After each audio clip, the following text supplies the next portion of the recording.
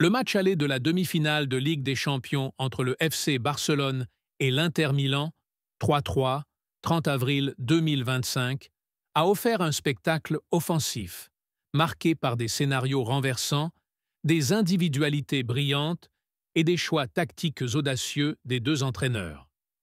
Barcelone a été surpris d'entrée par l'intensité et l'efficacité d'Inter, encaissant 2 buts rapidement, Thuram 1, Dumfries 21.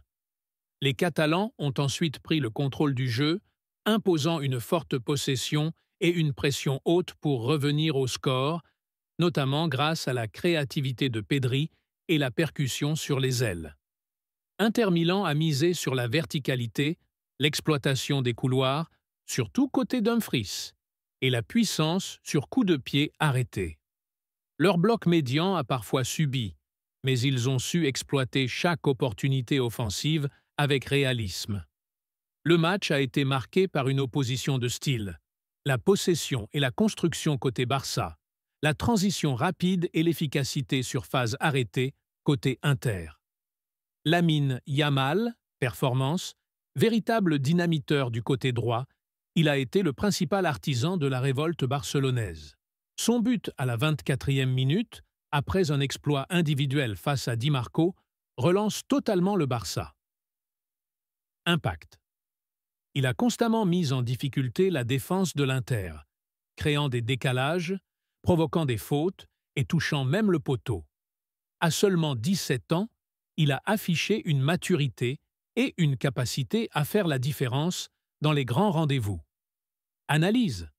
Sa capacité à éliminer en 1 contre 1, à rentrer sur son pied gauche et à déclencher des frappes dangereuses a été une arme majeure.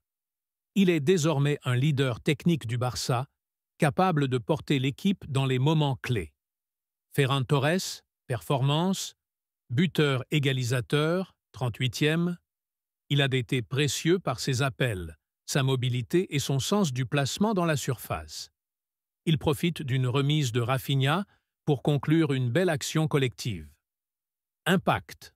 Son activité entre les lignes et sa capacité à se projeter ont offert des solutions à Pedri et Yamal. Il a su exploiter les espaces laissés par la défense italienne, notamment sur les phases de transition offensive. Pedri, performance. Chef d'orchestre du milieu, il a été à l'origine de plusieurs actions décisives, dont la passe menant au 2e but. Sa vision du jeu et sa capacité à casser les lignes par la passe ou la conduite ont permis au Barça de dominer la possession et de déséquilibrer le bloc interiste. Analyse. Pedri a su temporiser, accélérer le jeu au bon moment et offrir des solutions à ses ailiers. Sa lecture du jeu a été précieuse pour orienter les attaques et maintenir la pression sur l'Inter. Rafinha performance.